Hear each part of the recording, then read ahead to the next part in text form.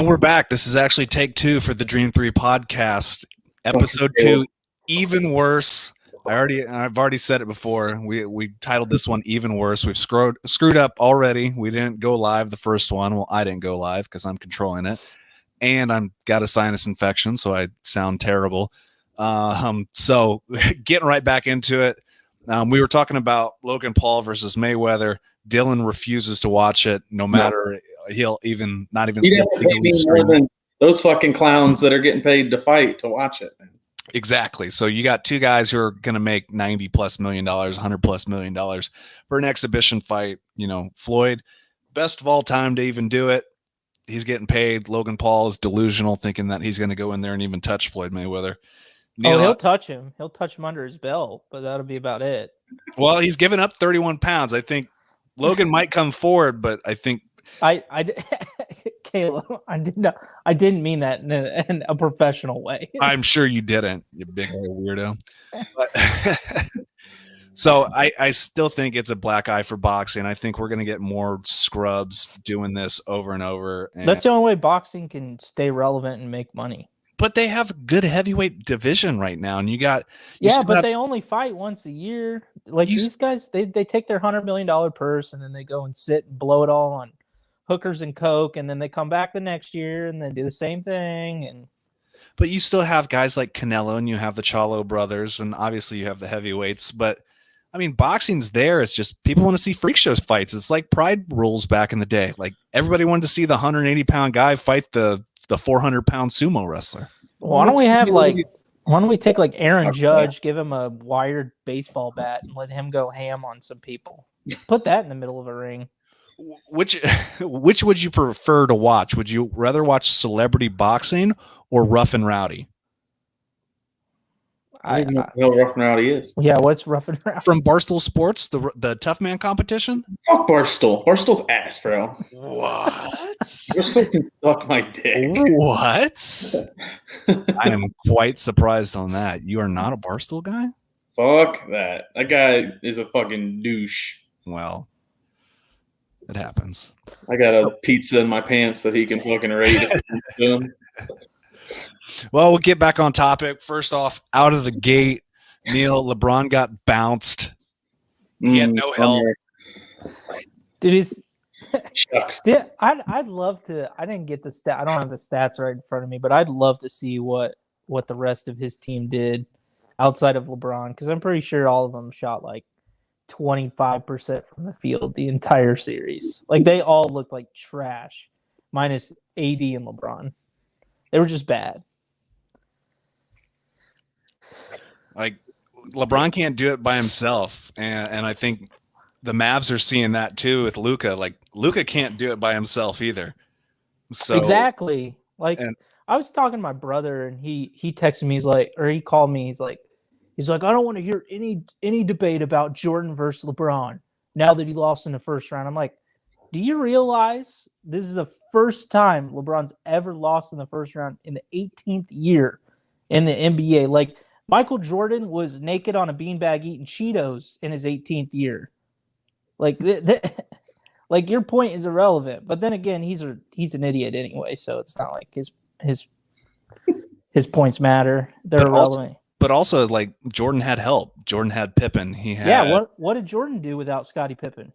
Yeah, or Tony Nothing. Kukoc, or I didn't see him making the finals. No, exactly. Like so, everybody has help. Everybody has help. Oh yeah, LeBron had Matthew Dellavedova. I forgot about that. Okay, because he's never had. Let's not forget about those Heat teams. He didn't have anybody, did he? Yeah, but he won 2 championships. He didn't have anybody on that Lakers team last year. He won 1 championship. He had Dwight Howard. When he had help, yeah, he won a championship. Yeah, but everybody has help to win. Yeah, that's what I'm saying. That argument's irrelevant, I think. No, I'm saying if you have help, you can win a championship. But when you're doing it all by yourself, and you got to go take on Kevin Durant and his snake eyes playing on the Warriors team, and all you got in your back pocket is J.R. Smith throwing the ball out of bounds and doing what, like smoking dope before the game. What are you gonna do? Good guy, that J.R. Smith. Oh, good old JR. Big fan. Good old JR.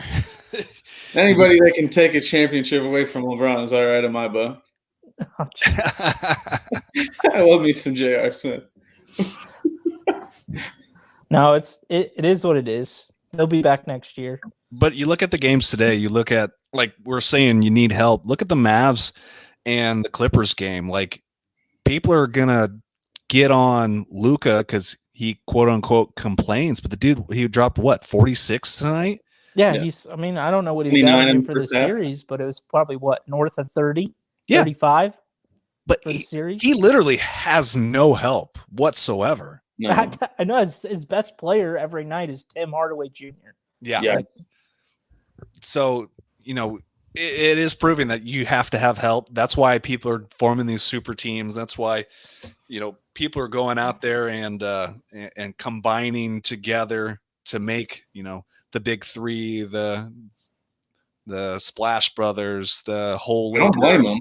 Yeah, I don't blame them either. I think it's something that, as an indie boy, I wish the Pacers would do, but we're too small market. Nobody wants to play. Yeah, I mean, it's an NBA problem. It's not a individual player problem. I mean, that's how you have to win in the NBA, and that's why in the NBA each year, 4 teams max have a chance to win, because those are the teams that can blow all the money and pay the hit, on the cap, and I think going to be until they change rules.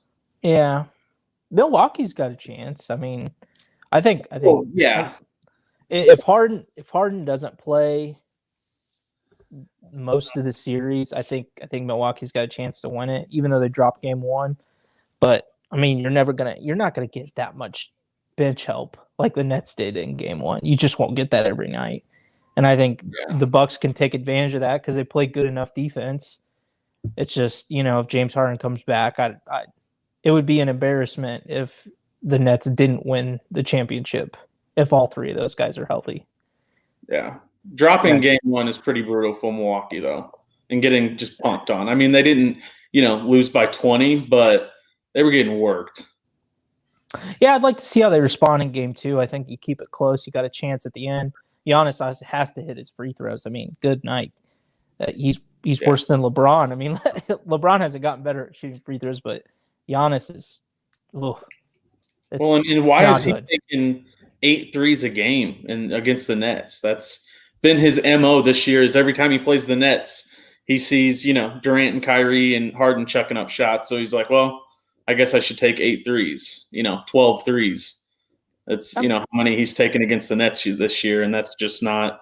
They were killing him in the paint, and then whether they went away from that or not, it didn't translate. In the second half of the game, and they just didn't have it.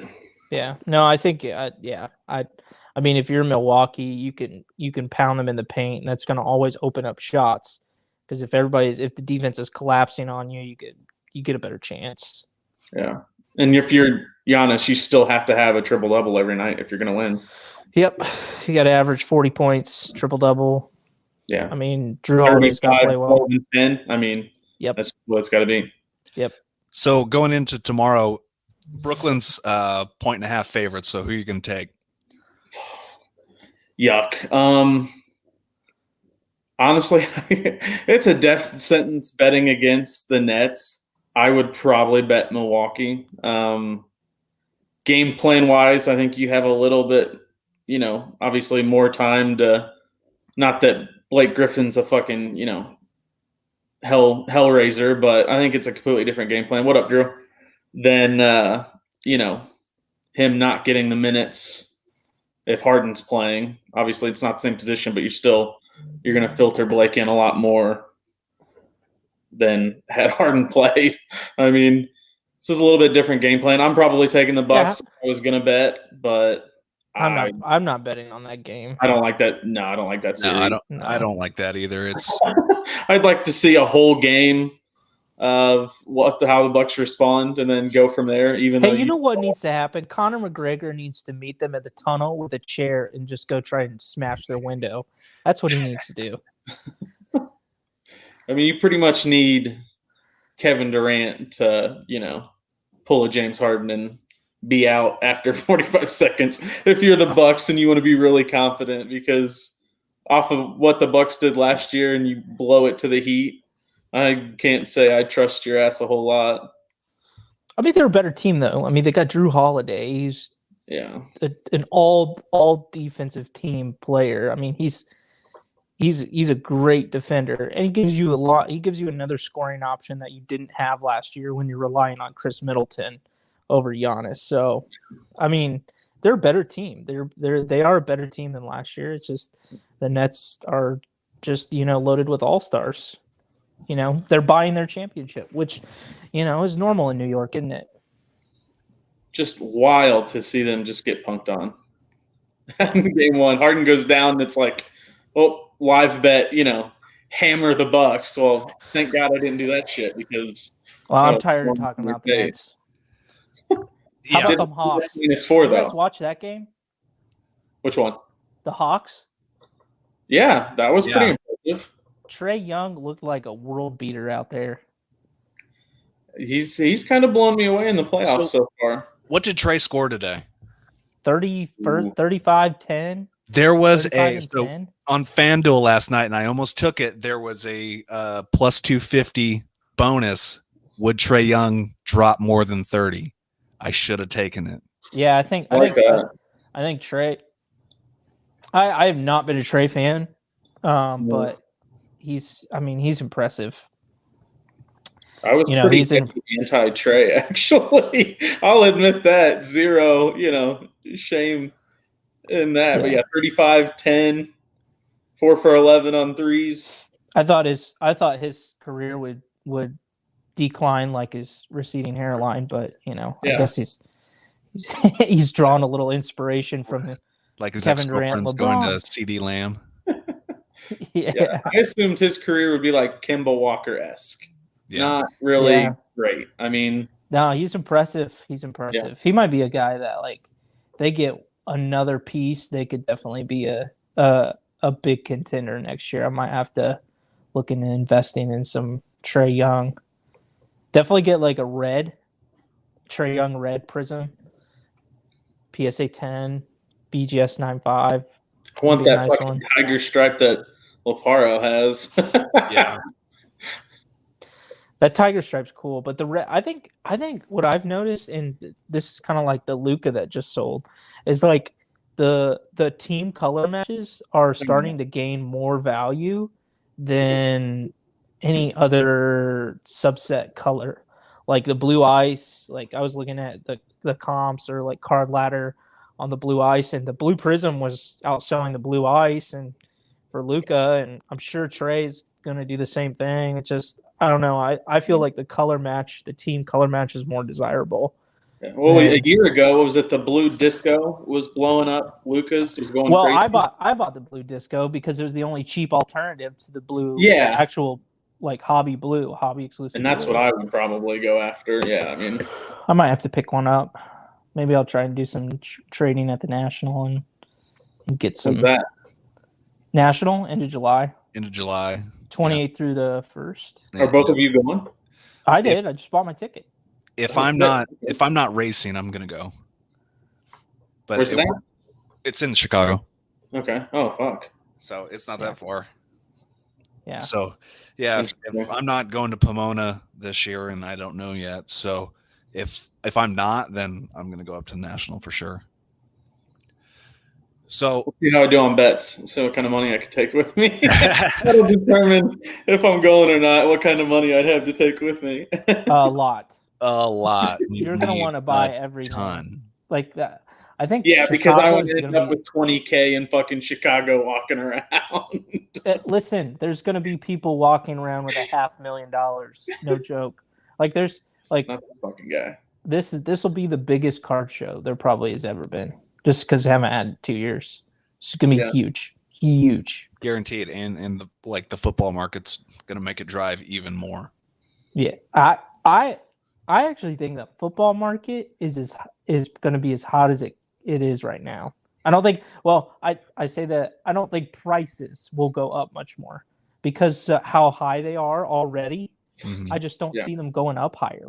How can you justify Justin Herbert's going over $1,000 when the guy hasn't even won an MVP or close to the MVP. Wild. He's going to be he may not have a chance of making the playoffs. Like, I don't see how you could justify that. No, but before we jump back into cards, let's look at hockey. Watch the Bruins Islanders game last night. That series is tied 2-2. You had the Lightning beating up on the Hurricanes. That series is 3-1 for Tampa Bay. And then right now going on, we got the Avalanche and the Knights. I think they just scored. Yeah, they're tied at the end of one. And then the Canadiens beat up on the Jets 5-1. So that series is basically over. So, some good hockey was being played last night. I actually jumped on the Islander bet somehow and ended up winning. So I'm not huge on hockey or what's going on, but I know you two are. So is everything playing out the way you guys, kind of like what we talked last week, seeing how everything's going? And like, Neil, is the Avalanche playing how you expected? I mean, games 1 and games 2, I expected to win at home. Going to game 3, you lose in the last 5 minutes. You give up 2 goals in 45 seconds or something like that. You lose a game. Sucks. Tonight, right now, I mean, we got the first goal on the board, which is great. I'd like to see us get a little more shots on goal and stop letting them just pepper us. But right now, I think we're looking good. The problem is the Avs Vegas series is basically your Stanley Cup finalist, because either one of those teams is going to go to the finals. They're the best. They've been the best teams all year, and they're strong top to bottom. Goaltending's great. I mean, I don't care what all year, but obviously they still have some demons that they need to work out. Who? The Leafs. I mean, they were up there all year, first to 30 in points, I think. Yeah. They got demons. Yeah. Well, I mean, Toronto's a great offensive team. I think they lack in defense, which is what kills them. And then when they get down, and their goaltending's not that great. So, and you let people give up easy goals, it's just. Yeah. Look at the Oilers. Yeah. If you don't have a defense or goaltending, you're not much. That's right. So, final thing on the sports topic for us, we were texting back and forth last night during the UFC card. It was a trash card last night. But the last 2 fights, you had Biggie Boy versus Saki, but you could tell that, like, Dylan or Neil, you texted me, like, he's too scared to come forward, so you knew he was going to get knocked out. He was so afraid of Biggie Boy's power that he just ran and then got backed up into the cage and tried to circle out and got put to sleep. Yeah. So this weekend coming up, we have Adesanya. He's fighting on the card. A rematch against that Italian kid. Vitaly, who fought not too long ago. Adesanya has already beat him, but he said, or the Italian kid said, it wasn't really a loss. So we'll see. I'm taking Izzy to win by TKO or KO, probably early. I'll look at the rest of the card. I think it's a pretty good card top to bottom. But Dylan, I'll go with you on this one. What are you looking for at this weekend's card? So I'm probably betting Vettori, honestly. I think he's going to do a little bit what Jan did, right? What's his last name that just got done beating Izzy? Jan Blachowicz. Yeah. Is he that big? He's going to grind him. I mean, he's going to put him against the cage, and he's going to take him down. And he's got some power. And I think Izzy's mouth is, writing fucking checks that it can't cash anymore, honestly. Really? He lost one time? I always think he's been overrated, to be honest with you. So to me, it's not really a change. I realize he's 20-1, but I think you can be overrated and still, be good and have a great record. Yeah, I mean, we saw that with Conor McGregor. I mean, he's got a great stand-up game, but he's trash on the ground. Agreed, and he's fun as shit to watch, but you can be over. Yeah, he is. Overrated. Yeah, he's great because he draws fans in. But I mean, yeah, no, I'd agree that he's not that great all-around technical fighter. But I think Izzy's got some stand-up that you got to watch out for. Yeah, I like that Marvin kid style. I mean, he's just a grinder. He's won a ton of fights in a row. You know, he's on a good run. I think Brandon Marino probably takes the belt this time. That Brazilian, he hits hard, and he's damn good. But, man, after watching that last fight, I don't know how Brandon didn't win the first time, honestly. That Nate Diaz, Leon Edwards, that's a mess to me. I don't think the Diaz can fight anymore. Yeah, and he's a heavy underdog, and I was thinking about taking a bet on that, but I think Leon Edwards is going to run right through him. Yeah, and then Damian Maia is plus 200. I don't know. I kind of like Damian Maia as a dog. He's just a fucking OG. Dylan, it sounds like you're taking all the dogs here. You might as well just go bet $100 on all of them and see how much money you can make. I won't have the Maia fight in my parlay because you're fucking asking for it. But you talk about upsets. Craig kid, Icelandic motherfucker? He's plus 240. I'm on that. Give me some of that. I don't disagree with you. The problem I see with Maia is his chin has gotten checked way too much lately. As much as I love him on the ground, I think if he gets touched, he goes to sleep. He's got almost that Chuck Liddell hot breath. That Muhammad has some hands. Mm-hmm. But I think they both are probably – I don't know if it'll be a ground fight, but they both are going to take you down once or twice, maybe around at least a couple times. They're going to go over probably 2 takedowns apiece in a 3-round fight. And if you're wanting to get close to Damian Maia and you're going to fuck around and, roll around on the ground in the pajamas Don't roll around with Damian Maia. No. Yeah, that's not a Brazilian. No thanks. Not a chance. Hard pass. I'm not rolling around with any Brazilian. Well, you and me, Dylan, we both roll around pretty well. Yeah, well, if I start rolling around, I'm not getting back up. That's true. That's exactly right. That's exactly right. All right, I'm going right to that conversation we were having earlier. Colts? Are we talking Colts? We're gonna go Colts Rams talk right now. So go ahead. Do you want to bet on this game? I will absolutely bet on the season. You really think? No. I said the game. Oh, the game. The Rams are coming to play the Colts. I will be at that game. Well, of course I will. Oh, I'll go. Yeah. You gonna bet? You gonna bet against me on that? What do you want to bet? You name it.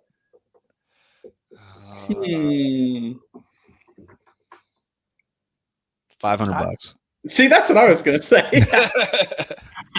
Can we put a card on it? I was going to ask what that $500 card was. Huh? I don't have anything that you want. We could just put the value on a card. How about that? No, the value of I'm trying to think of something that would have $500 value that I have. That's not, your Laparo stash over there. I'm not Lapart, but I got a decent amount of good cards. If I'm gonna bet, I want a fucking Braun. That's what I fucking want. Yeah. You're not taking any of my I just bet that your wife will be really believe that you think you're gonna come in with frat boy Stafford and light the Colts defense up, and I'm Pat McAfee. It's gonna be a long damn day. It's going. And you think Carson Wentz isn't going to just hand the ball off to the 3 running backs that they have? Timeout. Okay. If you had to choose your quarterback right now, given how they played and over the course of their career, are you taking Carson Wentz or are you taking Matthew Stafford? I'm not taking Do I get Carson Wentz that year that he was going to win the MVP? Like, can I take that Carson Wentz? No, you get Carson Wentz now. The body of work? You mean Carson Wentz with the offensive line that had like 4 torn ACLs, a torn Achilles, some dude from the parking lot who was selling peanuts 30 minutes beforehand? Hey, Hey, that's what we were 2 years ago with Jared Goff, and Jared Goff took us to the playoffs. So like, you have no excuses. They're both held together with Scotch tape. Say what? They're both held together with Scotch tape. Yeah, like Jared Goff is trash, and Carson Wentz equally trash. Matthew Stafford sucks too, though. He just played on a terrible team. He throws for a lot of yards. I mean, I get it, but everyone does. He played on a good team when they had Calvin Johnson and still couldn't do anything. They made it to the playoffs. They lost to the Falcons, but I mean, the Falcons made pretty deep runs. I mean, they made it to a Super Bowl. So we're gonna find out how much Matt Ryan really sucks this year. Yeah, I agree. Yeah. I mean, that'll be fun. You know what? Julio was trying to get himself out of playing with Matt Ryan again. That's the real problem. Of course. Of course. Joke's on him. He's playing with Ryan fucking Tannehill now, who has 13 fucking pass attempts a game. So yeah, but he can throw farther than 25 yards. Yeah, I don't. To me, that doesn't fucking do anything for the Titans. They're not shit. Yeah, like what Dylan said, but he's surrounded by a couple guys that are going to get hurt. AJ Brown, who's a big receiver, kind of like DK, but yeah, I mean, to be fair, he plays through injuries, but he's often not 100%. I mean, he's played a lot of games. If we're going to talk about injuries, are we going to talk about T.Y. Hilton? Are we going to talk about Marlon Mack? I've been saying T.Y.'s trash for the last 5 years. Okay, well, it's still on top of that. Are we going to talk about half your tight ends are always on the IR? Like, are we going to talk about half your line is on the IR? You don't know which running back you're going to play. We've had a line for the last 2 years that has started 95% of the games. Listen, man, you're playing with a team that can't stay healthy, and your best option at quarterback last year was a guy who couldn't even push the ball 10 yards down the field. But he made it to the playoffs with that trash team. Yeah, and you know what? Carson Wentz is worse than him. Like, no way. You downgraded. No way. Carson Wentz is still seeing ghosts. No way. That was never Carson Wentz. That was Sam Darnold. You can't tell me that Carson Wentz's throwing motion is worse than Phillip Rivers. Hey, I don't care if it's worse. I don't care if it's better. I don't care if he's throwing submarine. Carson Wentz can't play football. He can't do it. Like, he was so bad that Philly didn't even want to play him. They had their head up their ass on that whole situation. Yeah. That was a mess. And you think just reuniting with your old buddy like is going to revive your career? Yes. Sign me up. Yes. Oh my gosh. Yes. Sign me up. Yes. I think you're also just waiting for Jeff Fisher to come back and take over the Rams so you guys can go. So you guys go half and half. Why not Jeff Fisher come back and take over the Titans, and then he'll just smoke you guys again? Like, so he beat us in the playoffs with Steve McNair and Eddie George. Hey, I'm just saying, you guys. 2001 again. Oh, you great. are delusional about the Colts. I'm not a Colts fan, so let's you guys don't throw me in with that nonsense. I just. I'll take any bets on Carson Wentz having a good year. Oh, I think he'll have a good year. He plays in the AFC South. So you think Carson Wentz will have a good year, but you don't believe in Dak Prescott? Isn't that what you said last week? The most overrated player in the last 10 years of the NFL. Overrated? Yeah. Oh, overrated. I'll wait for anything you have on Dak Prescott that's worthwhile. I'll just sit here and wait. If we're gonna say overrated, you're not gonna acknowledge like Johnny Manziel. You're not gonna acknowledge those guys. No, because they were never. Who rated Johnny Manziel to? He was a first-round draft pick. Who rated him to be awesome though? People thought he was going to come out and change the Browns. Fucking idiots. I mean, are we going to say that Dak Prescott is worse than Baker Mayfield? Dak Prescott, is he worse? He's in the neighborhood, and nobody crowns Manziel. Like, what's Prescott done that Manziel, like they're both meh. I mean, Dak's made it to the playoffs. He's shown that he can throw the ball and stretch the field. I mean, I think he's going to have a great year. But to say like Carson Wentz is going to have a better year than Dak Prescott and their body of work, like Carson had one good year. Since then, I don't know what he's done. Dak got hurt the third game of the season? Shit, I don't know.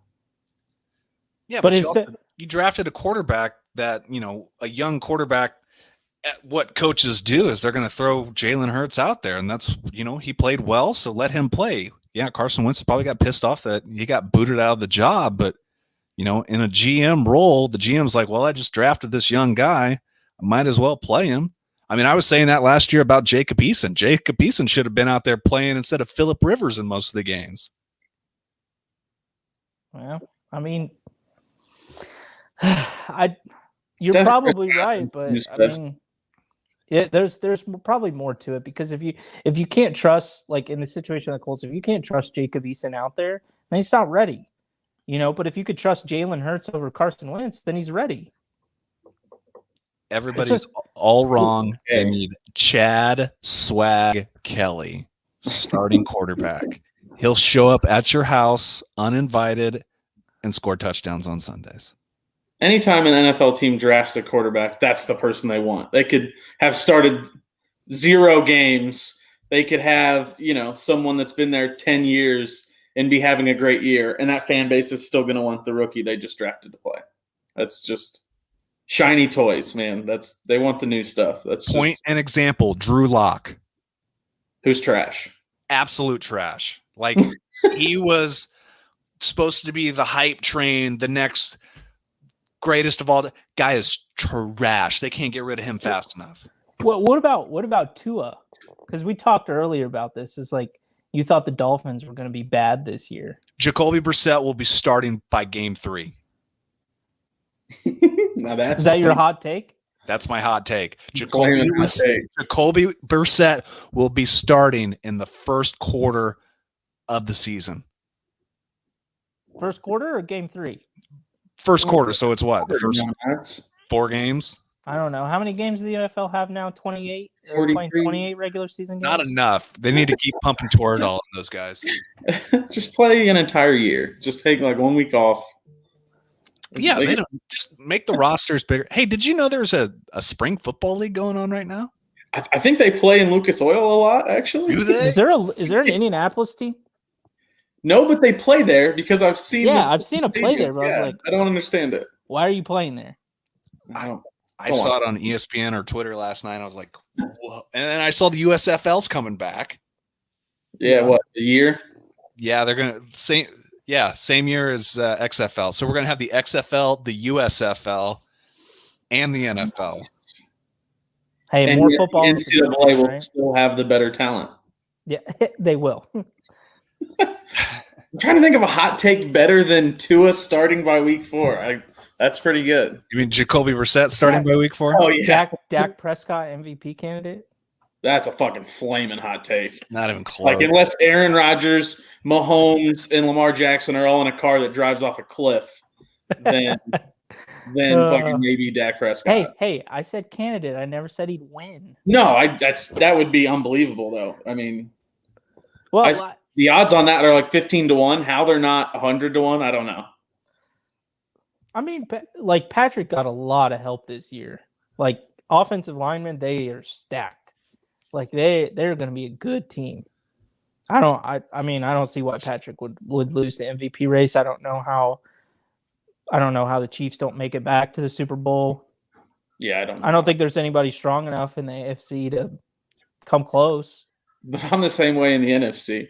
Maybe if anybody beating the Bucs. Maybe if they get lucky and they play well, Cleveland has a shot. But that's they got a good. I mean, adding Myles Garrett to the defense, or not Myles Garrett, Clowney. Wait, sorry. No. They added Myles Garrett. No. They added Clowney. They added John Johnson from the Rams. They got Anthony Walker from the Colts. And then they added. Who'd they add? Clowney. They added the other corner that the Rams had. They took half our defense. And another defensive. Yeah, they got 2 guys from the Rams, and then they got a defensive tackle from, I think, the Giants. Yeah. I think, like, I don't see any reason why the Browns don't have at least a top 5 defense this year. So then it's all on Baker Mayfield if they don't make the playoffs. No. They run the ball. I still think that Cleveland struggles to win that division. I agree. Well, that's because you have 3 really good teams and Joe Burrow, who's a really good talent. Well, AFC North is so stacked. I would argue you have 3 kind of good teams. Pittsburgh's good. They got hot and then they just went ice cold. So the Ravens have a running back playing quarterback, so that doesn't really do anything. The Ravens, that's why the Ravens what are they going to do? Like try to go 30 to 40% under center to try and open up the passing game a little bit for Lamar? Lamar's got to be able to throw. Exactly. They should run the triple option. Try not to die every game. They should run the Georgia Tech triple option. But I don't know if that's feasible. I'm not sure J.K. Dobbins smart enough to get that offense down. I've seen Clowney go through a Michigan line a little too quickly. So Hollywood Brown figuring that out.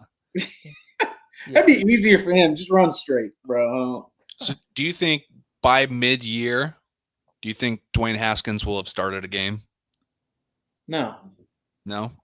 What team is he on? Is he still playing football? Yeah, he's Steelers' backup quarterback. Oh my God, the Steelers are going down. Never mind, their AFC North's not good. Steelers are trash.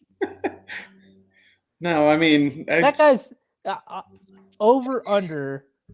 Dwayne Haskins starts a game, or does he eat a hot dog on the sidelines? Like that's the real bet going on here. I probably am betting the Sanchez option. Probably going with the hot dog bet. I'd take that too. Who has a better year? year? The only bet there is he a mustard guy? Like Sanchez. I think that's the only bet. Who's got a better year? Burrows or Baker? Better year? Yes. Throwing? It's got to be Burrow, right? Oh, I think, like I've said even last week, that I think Burrow has a better year than Herbert, but I'll still take Mayfield over Burrow. For what? Wait, Mayfield over Burrow for just what? To have a better year, overall year. Yeah, like record wise or passing, because I think those are two different. Not things. Team. You got to take teams out of it. Yeah. Body of work. Giving his team a chance. Touchdowns to interception ratio, completion percentage, rating. Besides, it's probably Baker. I think Burrow gives you a little more like oomph to your offense. I think he gives you a chance to win. Baker, I think your chance to win is running the ball and him throwing play action.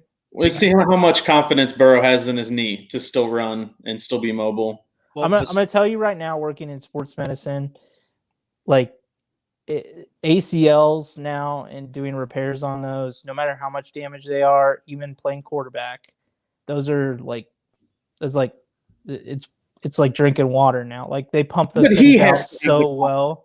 You know what I mean? You can have somebody tell you, you know what I mean? But it took Gordon Hayward 2 years to have confidence in his leg. It took Paul George a year. That's an open fracture. Like you have words. I'm saying just from a person having confidence, not injury, same-wise. Has Joe Burrow ever lacked confidence?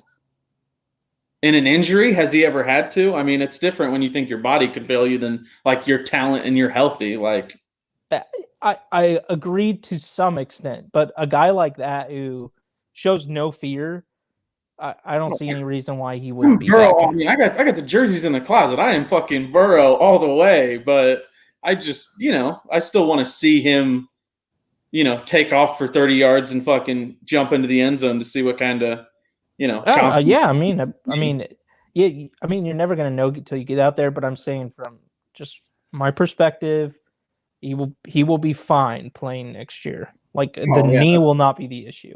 It used to be a year and it's down to 6 months now? I've seen some come back quicker. AP did it in 2 months.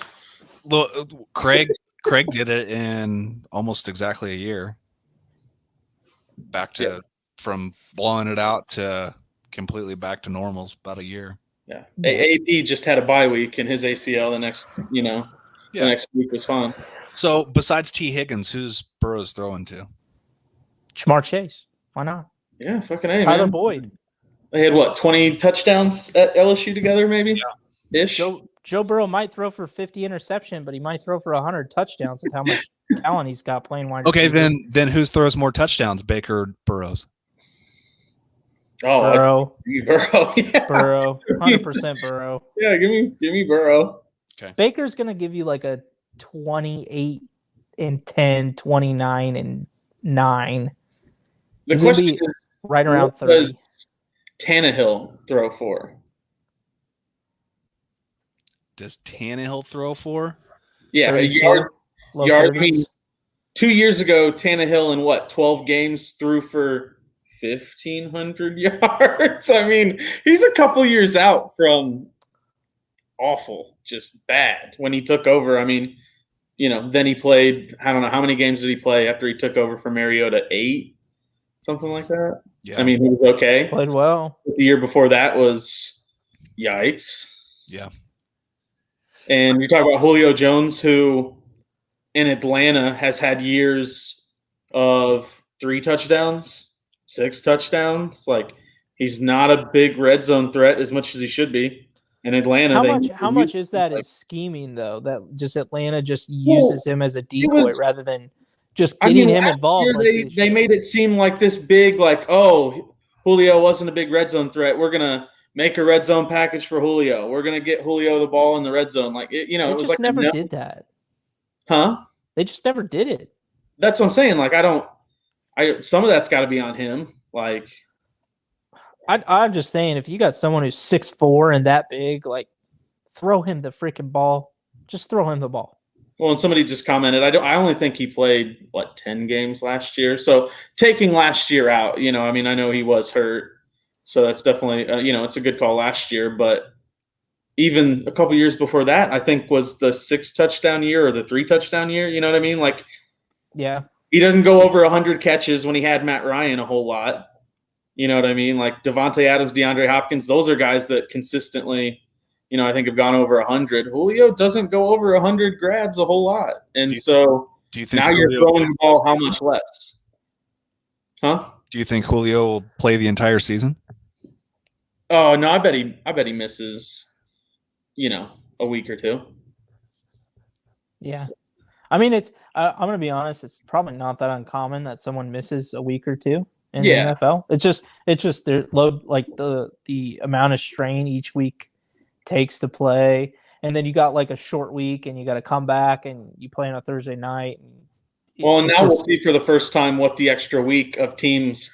You can't do what the NBA does, but I bet you have some teams that are in good spots going, oh yeah, his ankle is sore. You know what I mean? You'll see teams that sit a player or 2 this year that normally would have played even with just that extra week, depending on how your bye week falls. Because somebody's going to get screwed, and I don't know the schedules identically, but I'm sure somebody has already been screwed, you know what I mean, schedule-wise for where that bye week falls. And I'm sure that guy that could play or normally would play probably won't if he wakes up and, his tummy hurts. Yeah. I mean, whoever's playing the Houston Texans each week, they're going to see Billy Bob and Bob the grocery man. So, you don't know what you're going to get each week from that team. So you might as well sit a player. And I did see that the coronavirus rules are still apply for teams next year. So you still have that, those extra people on the roster that you could pull from. Okay. The different rules and regulations that we saw last season. So I'm going to agree with Dylan on this. I think that you are going to see some teams that are going to pull guys out when they need to. Now, we do have one less preseason game, which is good and bad at the same time, because let's be honest, the starters only play preseason game number 3 anyway. They'll play the first half. Quarters, yeah. And they may play 3 quarters throughout the entire 4 games. For sure. But it's really hard on those guys who are trying to make a roster. You don't get that many shots to get some film now. Oh hell, I'm here for the stars. I'm not here for I don't care about these project kids. Caleb's got a special place in his heart for those guys with being a walk-on, and I respect that, but I'm here for the stars, Caleb. I'm here to put fans in the stands, baby. So even my dad hates going to preseason games, but I can't stand it. I'm always because I want to see who's going to be the next guy that comes out of nowhere. I get that. I'll go to the third preseason game because they're playing 3 quarters, and then I'm leaving, and I'm gonna have a hot dog, and then I'm fucking dipping. Like Danny Amendola. Yeah, I'm gonna people watch, and I'm gonna dip at halftime. That's what I'm doing. I'd rather watch Patrick Mahomes. I don't care about Danny Amendola. All right. I don't want to watch the next white 5'6" wide receiver to come out and be thrown the ball. Like, I could care less. Hey, I'm just here for the next. Oh, Beasley's a superstar. How dare you? I just want the next Peyton Hillis to be on the Madden cover. Oh, Jesus! Thanks for that fantasy win, bro. Yeah, Bino Rhino.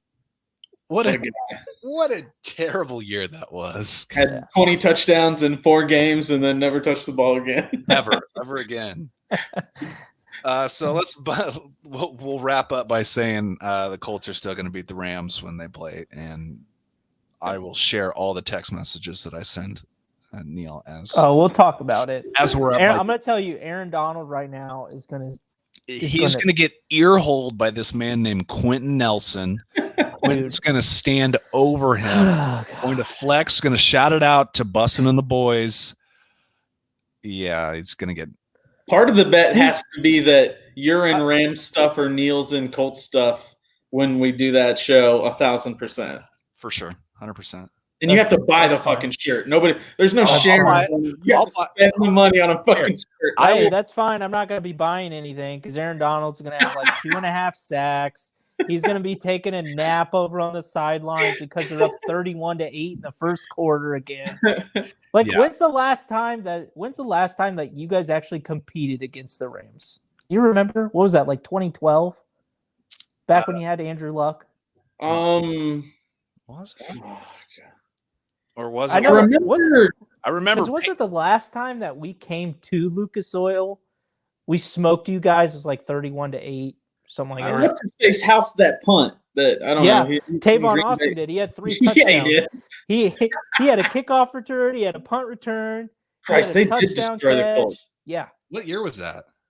Oof, I don't even know. I think Aaron Donald. Tavon Austin, so it couldn't have been. Just wait, Aaron Donald's coming. I don't know if you. I know you on the East Coast, like you're East Coast trained. You don't watch much of the Rams, but Aaron Donald's a different animal. I don't know if you've seen anybody in that side of the AFC South that's that. I stick to CBS on Sundays. I watch that fucking AFC games. I don't watch. Oh wait, we're talking home. I'm looking at the 46-9 beatdown in 2017 when was it like Brian Hoyer playing quarterback for the Colts? Just some dude I haven't seen in a while.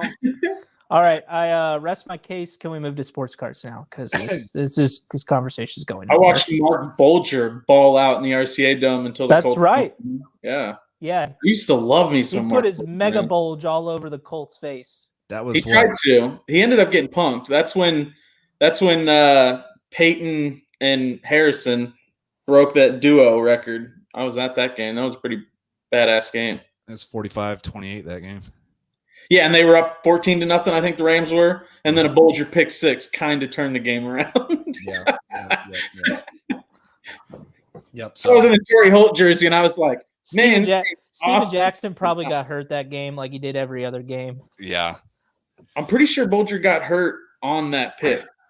Trying to chase him down. And I think you're right. I think you're right. So we'll get off the sports stuff and bantering back and forth, and we'll move into sports cards. So, Neil, a lot of stuff moving this weekend, a lot of big sales from Card Ladder. I saw yesterday that there was over $5.5 million worth of sports cards that were sold yesterday just in total. Thought I'd get one out. But I saw there were some big-time movers, some big-time super sales. What did you see that caught your eye? What was it? We talked about it a little bit earlier. The Luka Blue. I think it was up.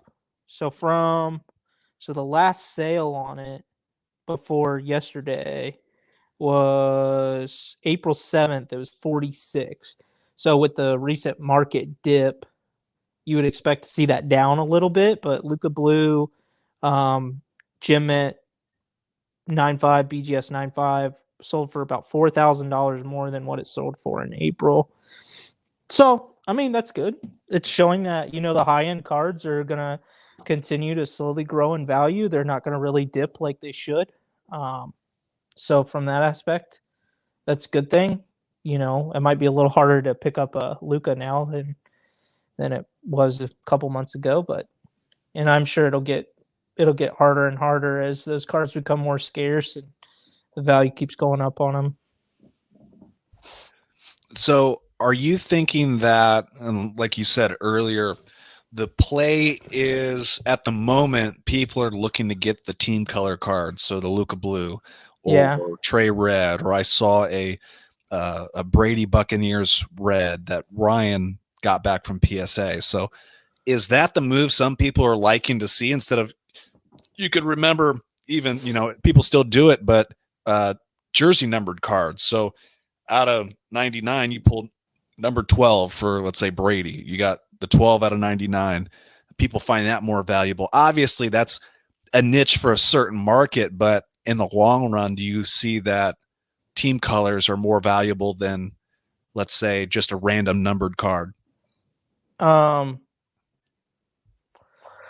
think you're already starting to see that, because like a Trey Red is going to go for more than a Trey Blue, and vice versa. Like a Luka Blue is going to go for more than the Luka Red.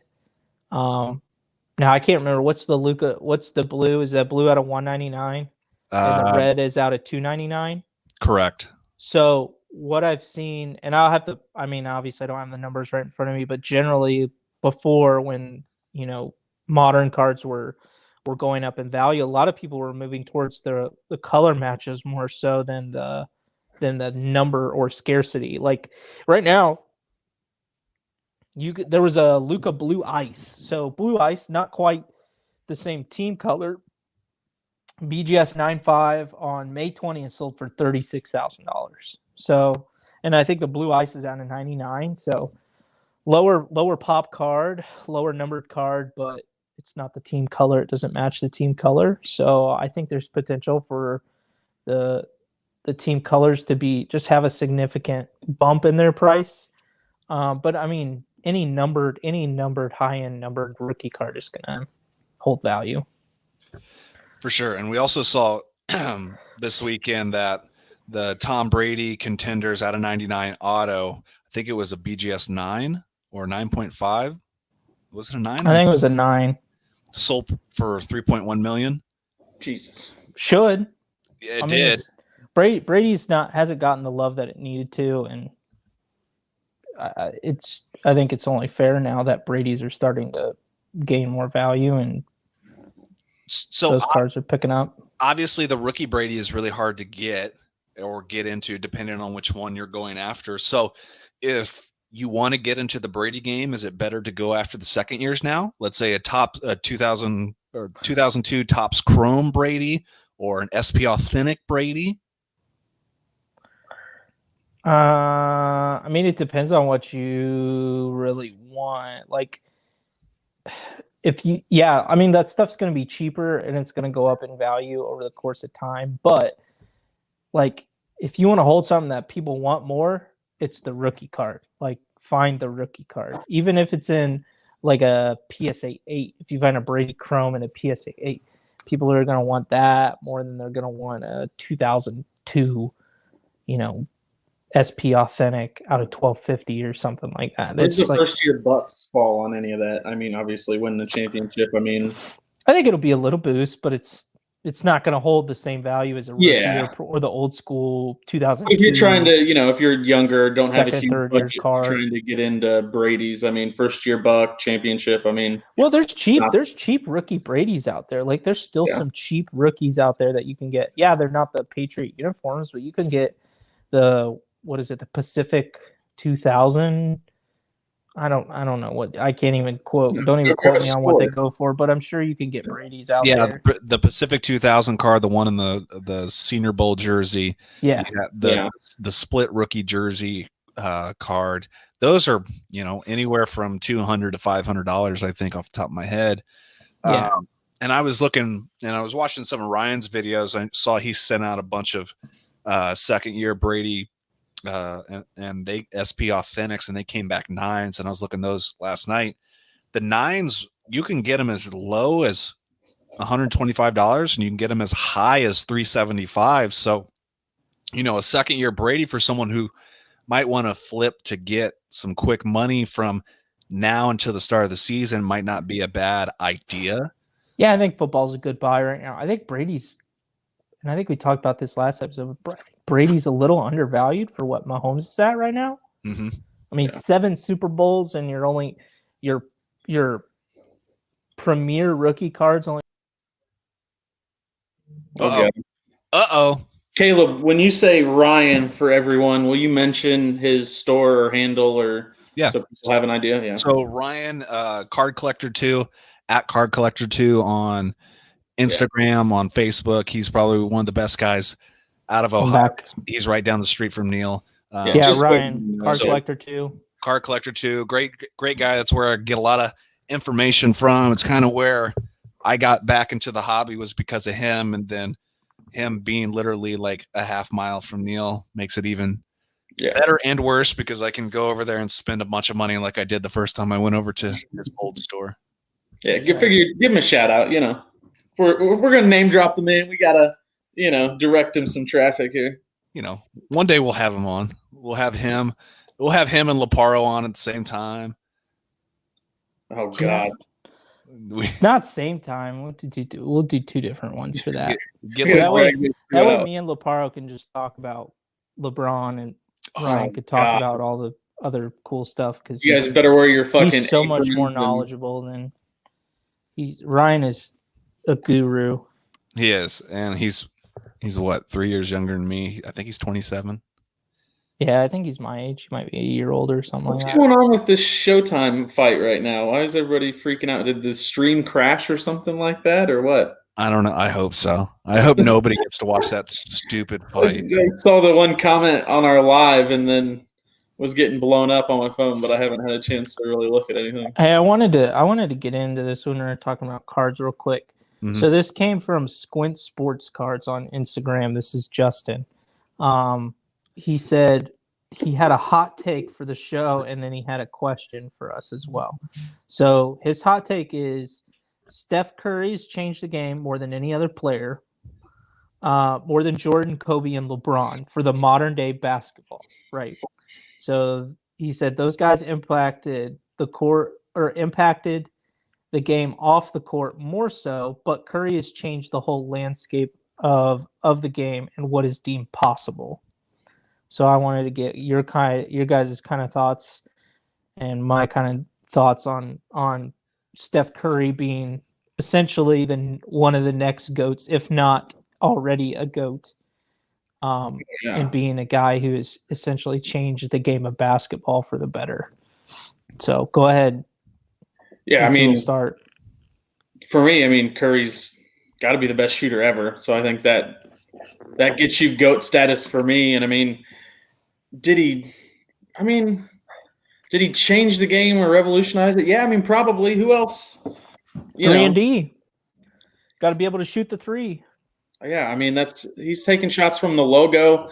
I don't remember that being, a casual thing that coaches were like, yeah, sure, feel free if you're open to launch one from, fucking half court, because you're open. Now, Dame does it, you know what I mean? And Dame, He didn't start that shit. LeBron's in a few. He's just as good with it now, you know what I mean? Yeah, he probably started it. That Rockets team, when D'Antoni was coaching them, was shooting 43s a game and barely touched the paint. But, that was after Steph.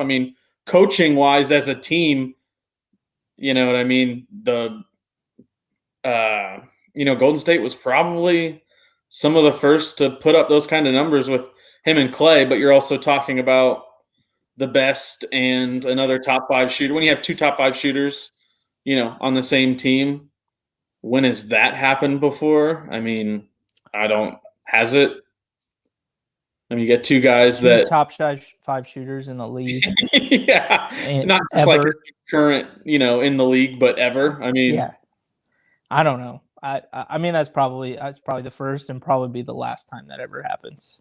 Yeah, I think Steph is obviously. I think he's a generational talent.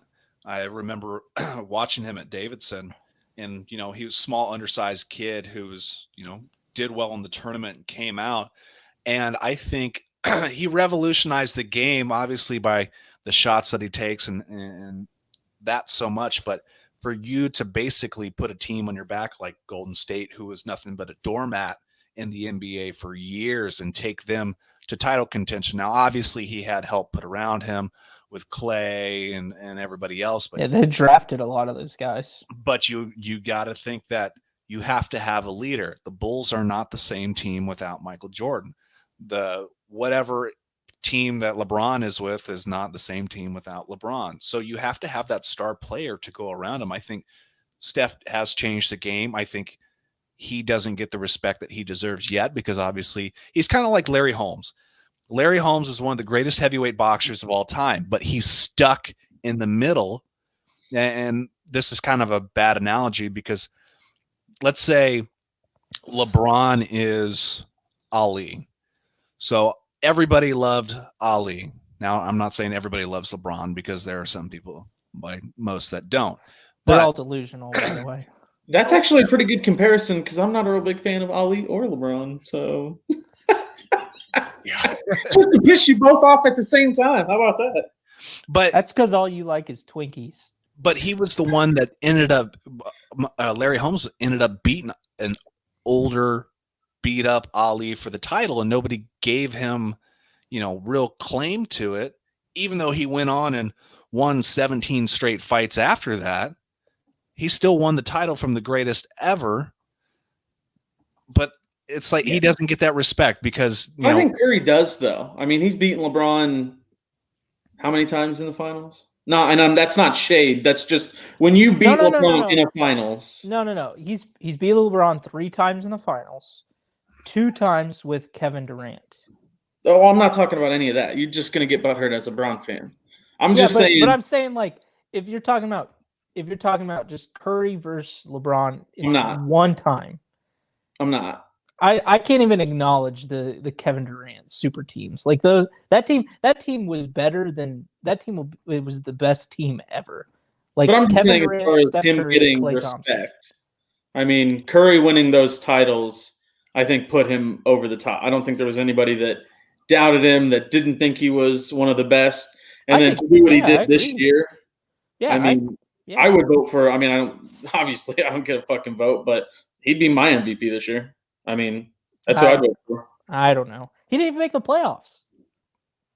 Well, didn't make the playoffs because of their make-believe fucking system of the dumbass play-in. How stupid is that? High school basketball tournament. Yeah, so dumb.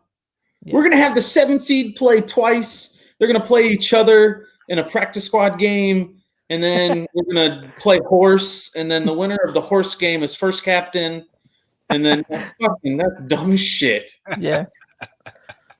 That's so dumb. No, I think they don't do anything for me. No, Embiid, I don't care. Give me Curry.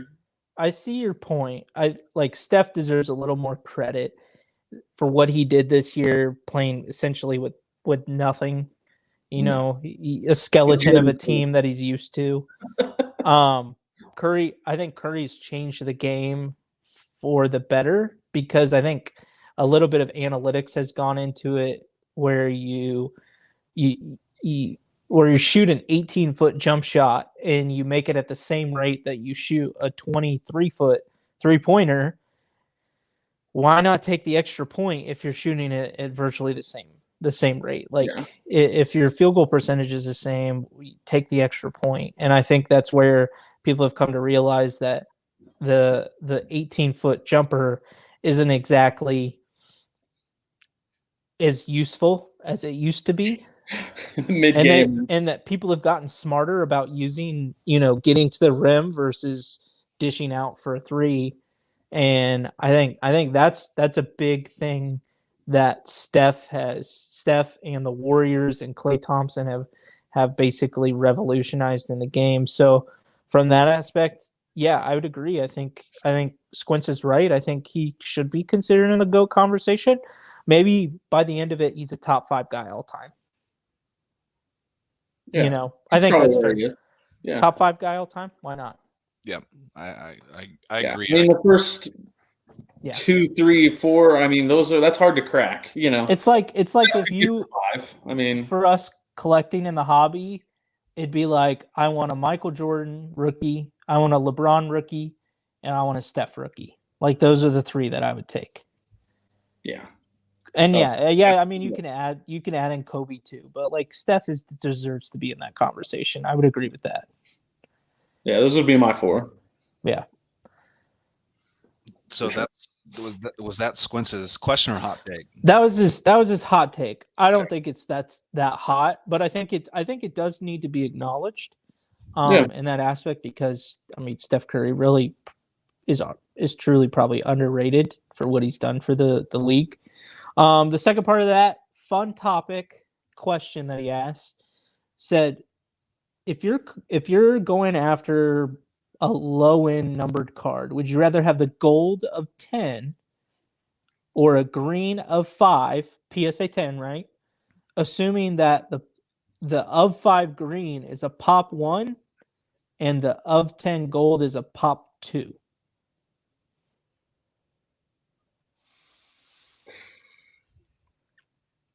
So 5 is a pop 1. 5 is a pop 1. You're getting a PSA 10.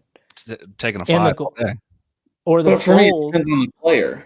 The gold of 10 is a pop 2. I need to know the player. Okay. Here's the example. You get a Luka Doncic 2018 Prism Luka Doncic gold out of 10, or you get a 2018 Prism Luka Doncic green out of 5. Oh, give me the gold. No, give me the green because I can sell it higher because it's a pop 1. Here's where this is. I think the pop becomes irrelevant because you're talking about of 10 versus of 5. True, but if they're not graded, you can set your price higher. Yes, but at the same time, what's more desirable, gold or green? Oh, I just like the look of gold. Give me the gold. That's what I'm saying. People want the gold. They want the gold, Caleb. Especially if he's in one of the white gold Mavs unis. Give me that fucking card. Yeah. Well, I'm still taking the green if it's pop 1. I think when you're talking like pop 2 versus pop 1, like you're talking so low in pop count, even with numbered cards, like give me the gold because the gold looks better than the green. PSA 10. I don't give a fuck what it is. Yeah. Well, those are going down in value. They'll probably crash to 500 after tonight. Which is fine because I remember having Luka PSA 9s for $50 and selling them for 80. And then here's one more. I think we may have talked about it, or maybe this was Justin's little add-in question. PSA authentic with an auto of 10 or a BGS 8 auto 10?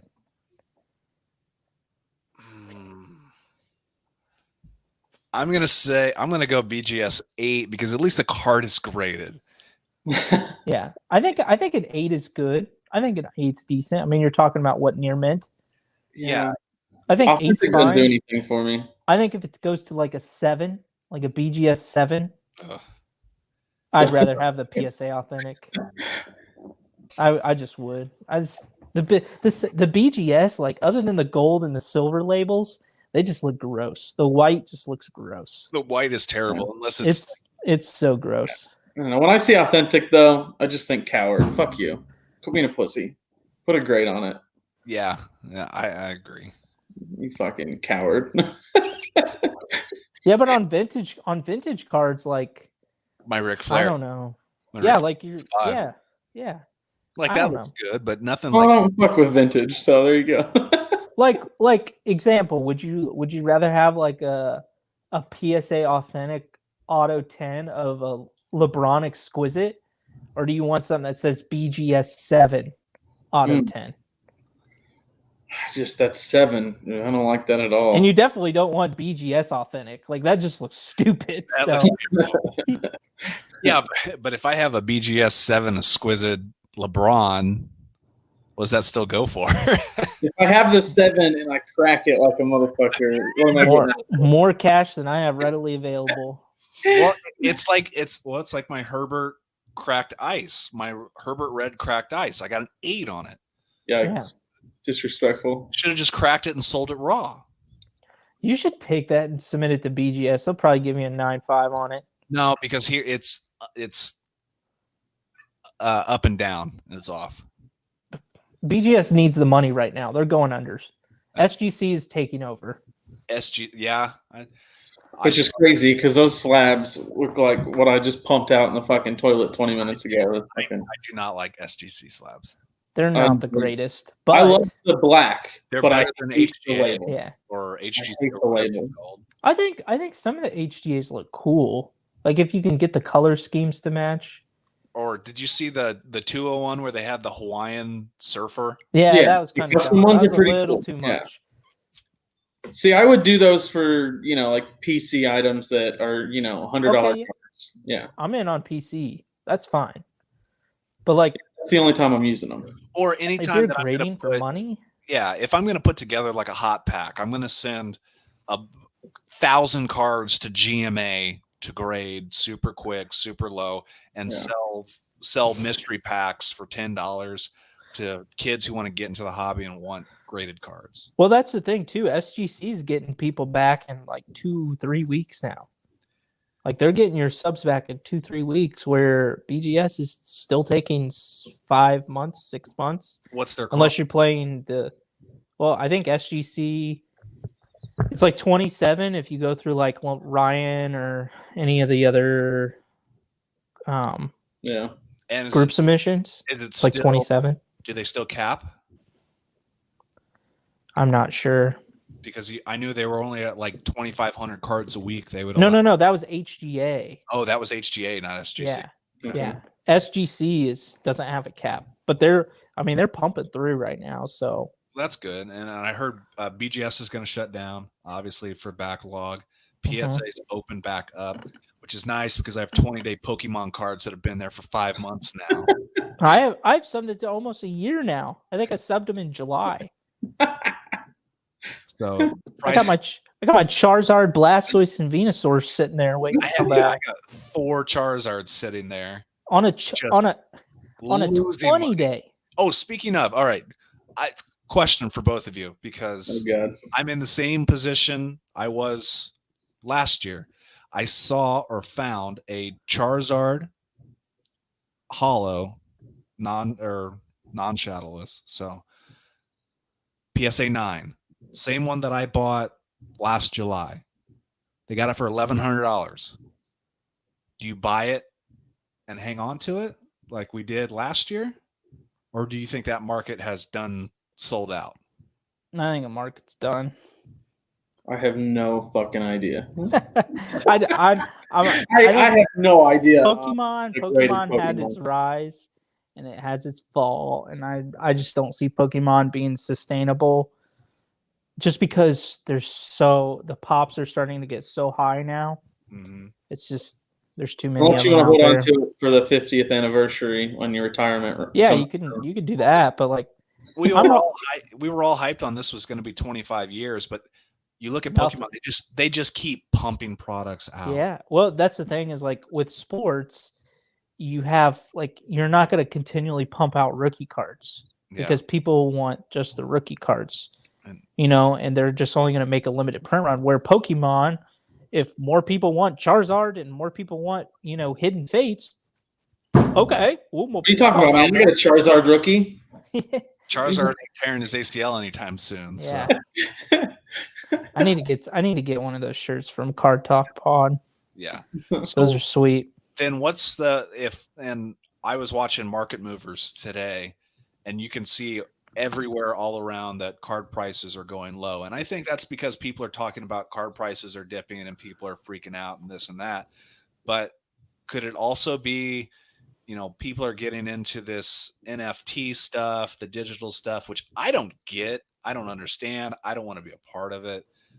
I think that stuff is completely stupid. But I don't get it, but I'd like to be a part of it. I mean, I've seen some of the prices that some other friends have on, LaMelo balls. It's like, holy shit, what am I doing wrong? If you can, sure. well, I'm not doing lucky on a drop and pay $300 and open up something stupid that somebody wants to pay $4,000 for, it's like, well, fucking A, man. Well, when you're the first one into the market, I mean, that's great. It's like when we had your Luka and we sold it way too quick. If we would have waited 6 months, it would have been $20,000 card. Well, I don't know about 20,000, but it was 20,000. I looked it up. BGS, no, I don't believe that. 9 silver auto back at the hype. I don't know. So you guys owe me, I guess, like 17 grand. There's only 2 people to blame for that, and I am looking at. Well, I tried to sell it for 5, and Neil pushed me on the deal to get it out to that. Well, that's because you were trying. That's because you were just starting collecting, and you had no capital. Now, yeah, you had no capital. Sure. And to be fair, what I've turned that money over on in bets probably beats fucking 20K. So yeah, that's probably true. Especially in what, a year and a half or 2 years, I bet it's true for sure. That bet from a year and a half ago before the season. All right. Last 2 years, 9.5 silver, BGS 9.5 silver, Silverado. Yeah, Silverado. Last sale was April 2nd at 16. That's a 9.5. Yours wasn't a 9.5. Yeah. The other highest price was January 31st at 14.6. And then August 24th, 2020 at 15,000. That's not bad. Okay, so nothing at 20. $10,000 card. No, probably 7. People don't like 9s. Yeah, people don't like 9s. Remember, this is before like 9s actually became like valuable.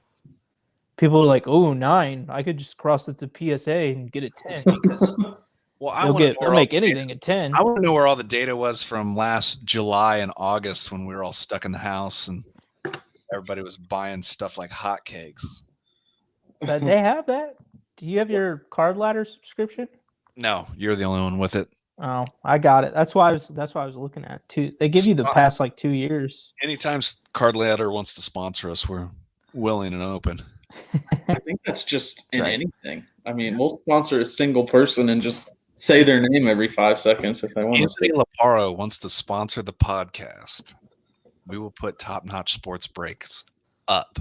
I'll put a fucking tattoo. I'll wear Top Notch Sports Breaks underwear. I'll everything. It doesn't matter. So shout out to any sports card place. I don't care if you're an influencer, if you got a card shop, if you got whatever. If you want your logo on our podcast, if you want us to rock some gear, just hit us up. You're close with someone, a little bit of a gypsy kind of vibe, and I like those colors. So you want to get on that. Snap, man.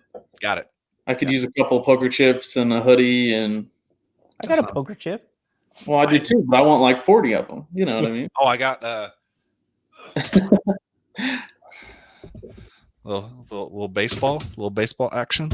Ooh, I think I have one of those. Shout out to Rip and Gypsy out of Ohio. Go check them out. Like it. Gotta love Rip and Gypsy. So, all right, let's wrap it up. Some final stuff. Bets. Who are we betting on this week? Next weekend? What are you looking at, Dylan? Let's see here. Well, to be fair, last week, I'm pretty sure everything that I said last week was just bang on because the Nuggets beat the Blazers. I'm pretty sure that I warned about that. I mean, the Bucks Nets, I'd like to see that play another game. The Nuggets Suns is tomorrow. Rarely do I bet on a game 1 of an NBA playoffs, because I'd like to see how it plays out, honestly. I mean, I think the Suns can win that series. Oh, I mean, they're going to be favored for sure. Yeah. They're a good team. I just don't know how much I like Devin Booker's supporting cast. I would rather even a Jamal Murray-less with Jokic. I would almost rather ride with that. If I was going to bet the series price, I'd like to see what the Nuggets are at. Off the top of my head, I don't know. NHL, I mean, the Avs I still would bet on to win it all. The Islanders, I think, have played the Bruins a lot better than I thought they would, but I mean, the Bruins are going to win that, in my opinion. I'd see them winning on Monday. That'll be a 7-game series. It looks like this one's going. Yeah, that'll be a 7-game series. I think the Bruins win the next two. Well, the Bruins will have Game 5, and then Islanders at home, Game 6. Yeah, I would say that place is rocking. That place rocks. Yeah, I think the Canadians sweep tomorrow. They're playing. They won tonight. Yeah, I think the Jets are kaput. Avs are down 3-1 after 2, which is rough. Which will be they'll go 2-2 back to Colorado, and that's going to be a 7-game series. I didn't want it to. I thought we played well, but those are 2 of the top teams. It's going to go 7 games. Sixers Hawks. I mean, I don't know. I mean, it depends on can Trae Young, keep dropping 30 every game. Well, is Joel healthy? Hammering. He played a ton. He didn't look like he was crashing. He didn't look like he was crashing the board a lot. I mean, he looked like he was taking a few more step backs and, huh? I mean, he put up numbers though. He did. I don't know. He didn't seem like himself. I mean, 39, 9, 4. I mean, I don't know. I mean, he's going to go for 30 every night. I mean, yeah, just if he gets hurt and, if it makes it worse and then he's out the rest of the series, yeah, I definitely don't see them holding on to it. I mean, at the end of the day, if betting wise, limit parlays. Like when I'm making bets, if I'm betting 5 games, then I'm probably going to put them in a parlay. But if I'm putting 50 on each one of those games, I'm probably only putting 10 on the parlay. I mean, you shouldn't be dropping as much as you are on single bets on a parlay for obvious reasons. So tell me this. I'm not the one who bets a lot. I'm not a big we don't have betting here in Ohio, but I just don't gamble anyway. I don't know, all the numbers are kind of somewhat don't make sense to me. Give me a little insight on what money line means, what the odds mean, and how do you know value when you see value in a pick? Yeah, so money line is obviously going to be a straight up winner pick 'em. Spread is going to be, obvious how much they're going to win by. Spread could be 3.5, so they've got to win by 4 in order to clear the bet. Sometimes it could be 2 or 3, and you can push. A money line, when you see minus, say, 200, anytime you see minus, it's going to be a favorite. So when you see minus 200, a $200 bet will make you 100. So you'll get 300 total back. When you make on a minus 200, if you put $200 down, you're going to make $100, say, for every $200 you bet. If you see a plus 200, for every $100 you bet, you're getting 200. So that's where the plus and minus come into play on money line. There's other odds, and I think they might use it overseas. It's decimal points. And so the equivalent of a minus 200 would be like a minus 2, 0.00. Or if it was minus 134, you'll see a minus 1.34. You can change settings on some gambling websites to use that system. I've never used that system in my life. And then when it comes down to value, especially NCAA wise, football, you might have, say, number 3 is visiting number 6, and they have a similar, record. Say they're both SEC teams, and you've got the favorite on the road. Burrow going to Alabama last year was probably a dog, whereas you got an LSU team that's playing incredible, but they're going to Tuscaloosa. You know what I mean? Tough place to play against a great team. And, they could be plus 100. Well, it's like, how do you bet against, Bama? But at the same time, it's like, well, but you're betting with the best team, you know what I mean, with the best guy. So, I mean, value is all on, kind of in the eye of the beholder, essentially on what a person will take to, pull that trigger on how big of a dog. But I mean, if you're seeing a minus 900, you're getting into like a 15 versus a 2 territory. You know what I mean? Like in the tournament. Like that's a huge, when you're betting $1,000 to make $100, you're talking a massive, massive favorite. And then you get into, like a plus 700. That's, you're thinking a 7-1, dog. Then you start getting into, a 10-1, you're thinking a 10% chance to win. I mean, you be pretty confident if you're taking a plus 900 underdog is something that you're not going to hit very often. So, I mean, you got to be heads up. Obviously, the disclaimer out there is never bet more than you can afford to lose. I mean, that's what everybody's, at the end of the day, if you're single bets, they call them units. And that's the big deal is you can say during the week, I went 20-10. Like out of 30 bets that I made, I was 20-10. But you could lose money, you know what I mean, on that record, or you could be up $10. You know what I mean? At the end of the day, when you're betting, if you're trying to, show somebody how well you're doing, you need to be talking units. Because to you, a unit could be $100. To me, it could be $10. But if we're both up 6 units, you know what I mean, then you're talking, positive instead of, oh, well, I was 10-3 today. You know what I mean? Because if you're betting hundreds of dollars on the 3 you lost and you bet $10 on the ones you won, spoilers, your ass still got taken. You know what I mean? So a unit should be 3 to 5% of your bankroll total. And I probably wouldn't go over, 30% of your bankroll in a night. Obviously, depending on how confident you are, what the bet is, obviously confidence it comes down to, how much you're putting on it. So you can obviously go over that, but at the end of the day, you should, regardless of whether you're winning or losing, keep your units the same until you're in a place where your bankroll's a lot bigger, and then you can bump up your unit size. But it's like in poker, if you're losing a bunch of hands and you go on tilt and you start playing, reckless, if you're doing that with your units, your bankroll is going to go kaput pretty quickly. If you lose 3 in a row and you're like, oh, well, I was betting 25. Now I'm going to go 75 because I'm going to get back, what I lost. I don't recommend that at all. And coming from a guy that used to be a ton of parlays. I was always on parlays. Now, did I have a lot of luck and that's why I stuck with it? Yeah, I had done really well on parlays for a long time, which is not the norm, and was probably betting less solo bets, or whether, the amounts changed.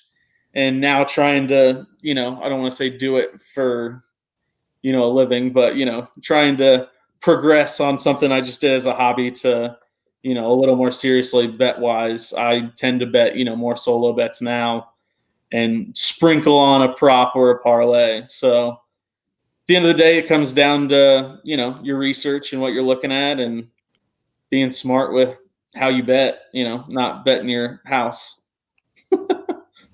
Don't bet more than you can afford to lose. I can just emphasize that, just be smart. Bet on what you know. If you don't watch baseball, don't bet on fucking baseball. You know what I mean? I don't. So we're all on Melvin Gillard. We're all on Melvin Gillard. Yeah, I don't. Why watch betting on your favorite team? That's something that a lot of people, get caught up in because you're like, well, I'm not betting against them. Well, spoilers. I bet on the fucking Clippers today because they weren't fucking losing. I was rooting for, Luka and would have just taken the hit, but I was not betting against the Clippers. It's just let the numbers, tell you where to put your money. And, at that same way, reverse, a lot of times you might not, or you might know your favorite team more than any other team. So if you take the bias out of it, it might be a good team to bet on. But if you're only betting on your favorite team and you're betting on them every single time, probably a good sign that maybe you shouldn't. No, that's good insight for a lot of people because sports gambling's getting popular and yeah, that's wild in more places than just Vegas. So especially in Indiana, we got FanDuel that we work with and DraftKings. Yeah, and don't listen to Vegas Dave because he makes some dumbass bets. Vegas Dave has always made some stupid bets, stupid card decisions. Listen to that guy at all. Derek Carr. Enough said. Don't bet on $2.5 million in Derek Carr rookie card. Hey, that reminds me. I got a Derek Carr black rookie. Does anybody want it? Is it a 1-on-1?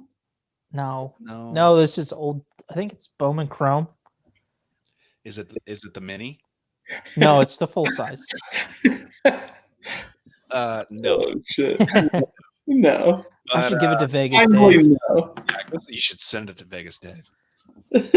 Have him sign it. We should. See, now that might be worth it. Oh, yeah. So my $1 million investment. Have them slab the slab. So send them that. Vegas Dave signs it and then slab fucking that on top of it. Hot take: Raiders win Super Bowl. Jesus, that is no.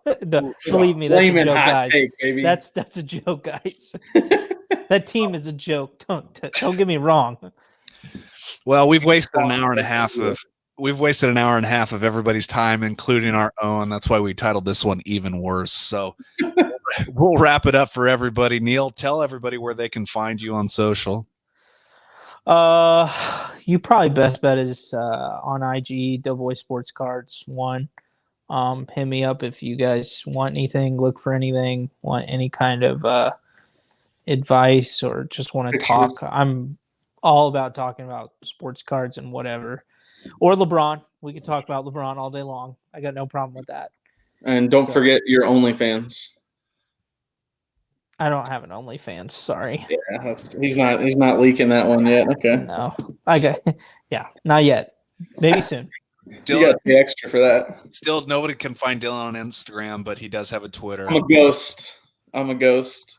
I mean, I'm gonna make everything for Alphabets right now. The only thing is on Book It Sports. If you download that in the App Store, and then Alphabets, you will find me and my beautiful.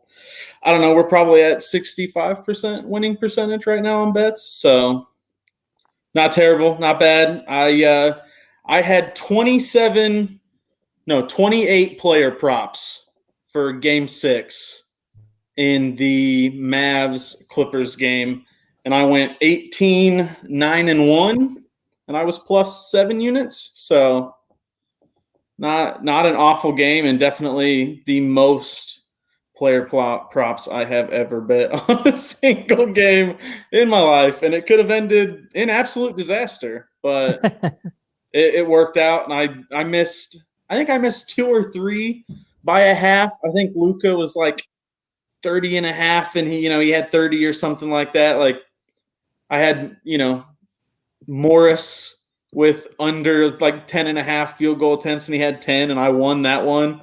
But, I missed out on a couple other, points and rebounds by a half. But I'll take the 18, 9, and 1.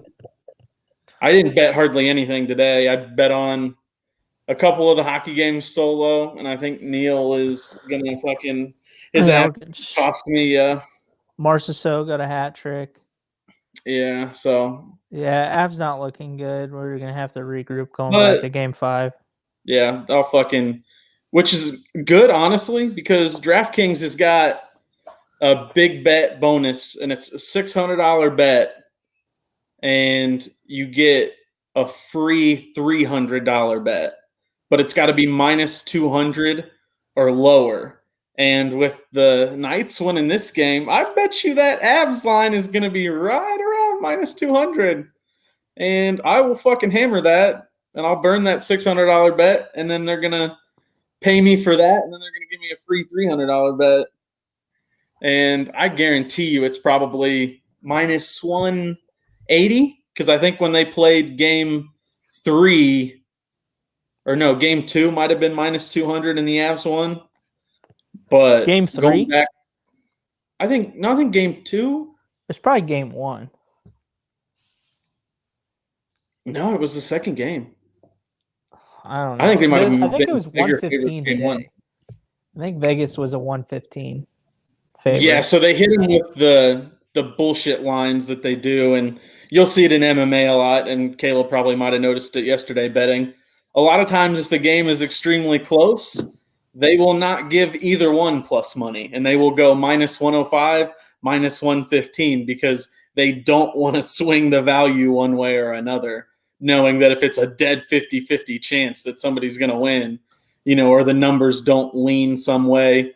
Or in Vegas, the sharps is what they call the money that kind of swings the line one way or another. Why you have money like line shift, they call them sharps, and you can kind of follow the money. But if the money stays 50-50, then yeah, they're not going to give you any sort of lean. They're going to keep it, both minus. So if I had to guess, I think that was what it was today. And yeah, I kind of stayed away from it. I had them in one parlay, but. And then you can finish up. You can follow me on Showtime Sports Cards. Same with Neil. You can send questions for the show. Remember, we got a Facebook page. Please like and share. Please like and share our videos. We're live on Twitch, and we have a YouTube page. So the Dream 3 podcast on all 3. Thanks again to Kings of Nitro Clothing. Follow them on Instagram, the Kings of Nitro. And I think that's it until next week or the end of this week or whenever we decide to get back together. We'll see what happened in this week in sports. Right now, Mayweather and Logan Paul are getting ready to walk into the ring, so I'm gonna go waste the rest of my night watching this. Hey, show. Dylan. So yeah, they got the Avs at minus 400 for Tuesday. Jesus Christ! All right. Oh my God, that's scary. That's not gonna be the bet. Yeah. That is scary. All right. So until next time, everybody, thank you for watching. Please remember, like, subscribe, share, let people know. Got any questions? Hit us up. See you next time.